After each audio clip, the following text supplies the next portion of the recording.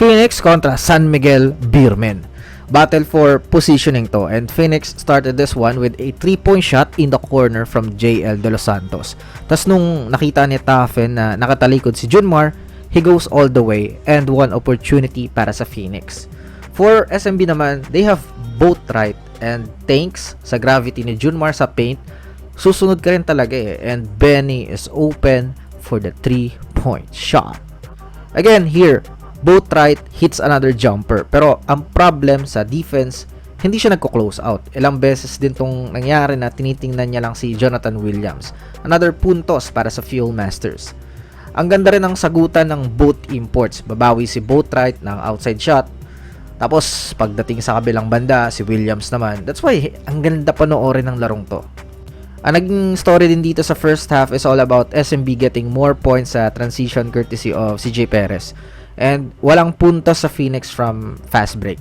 Pero ang main source nila is yung kanilang good ball movement. Finding good looks. Question na lang yan sa dulo kung ano yung mananaig. Yung star power ng SMB or yung teamwork na pinapakita ng Phoenix ngayon.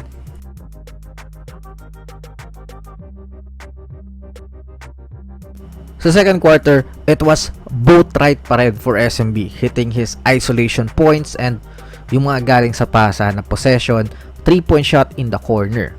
Sobrang init niya dito. Ibang level yung kanyang pagiging outside scorer. Yung kanyang shot making, sidestep, 3-point shot para kay Benny Boatwright na naman. Sa fourth quarter, angas din talaga ng Phoenix. No? Kita mong meron talaga silang system. Dito kahit hindi nasunod ni Inot yung elevator para sa kanya, meron agad next na gagawin Yun yung flow ng offense, walang empty movement, walang empty possessions. Nag-spread si Santos tapos nauwi sa PNR action, and then ayun si Inot, mid-range jumper, 2 points para sa Phoenix. Tapos dito, post-game kay Gozum, tapos nakita yung right corner na libre, Brian Santos for the 3-point shot. Ang kailangan gawin ng Phoenix sa kanilang film session is yung kanilang bad transition defense.